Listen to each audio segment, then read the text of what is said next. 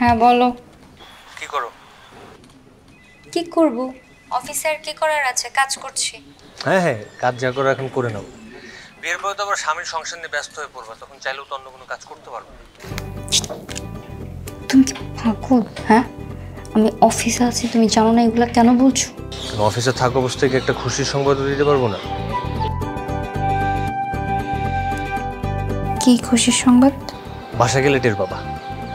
মানে? মানে কি ভুলে গেছো এত তাড়াতাড়ি? আমি না তোমার ওই দিন বললাম যে 2-1 দিনের মধ্যে তোমার বাসায় বিয়ের প্রস্তাব দিয়ে লোক পাঠাবো। তুমি কি সত্যি সত্যি আমাদের বাড়িতে, তুমি কি সত্যি সত্যি বিয়ের প্রস্তাব পাঠাইছো? আমি কি তোমাকে মিথ্যে কথা বলতেছি? শোনো, এই লাবিব কখনো কাউকে মিথ্যে আশ্বাস দেয় না।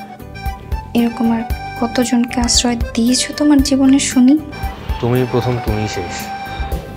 এই শোনো শোনো, এখন আমাকে রাখতে হবে। হ্যালো শোন,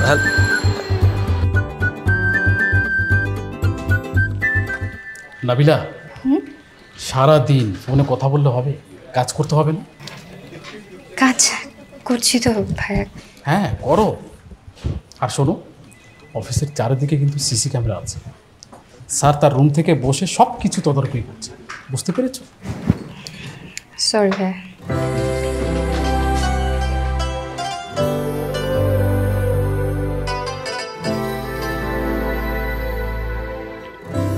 ভাই সাহেব, জি। ছেলে আপনারই মহল্লার, আর ছেলের বাবার অনেক বড় ব্যবসা। ছেলে নিজেও একটা বিশাল বড় চাকরি করে।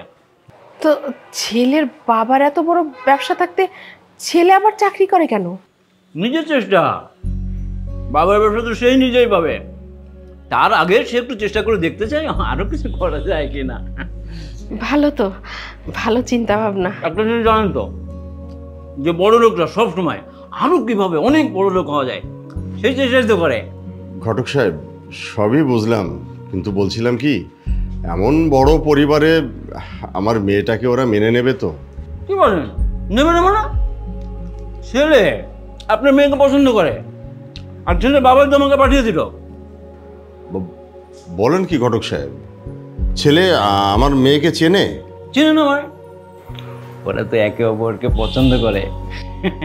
এই ভাব ভালোবাসে আর কি, এ যুগের তো ব্যাপার না। ঘটক সাহেব, ছেলে পক্ষের যদি আমাদের মেয়ে এবং সব কিছু দেখে পছন্দ হয়ে থাকে, তাহলে আমাদের পক্ষ থেকে আর কোনো আপত্তি নাই। আলহামদুলিল্লাহ।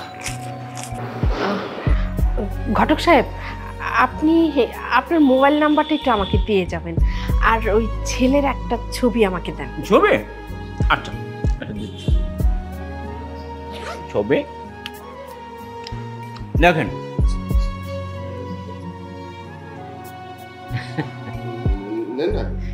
না না, হ্যাঁ ঠিক আছে, ঠিক আছে।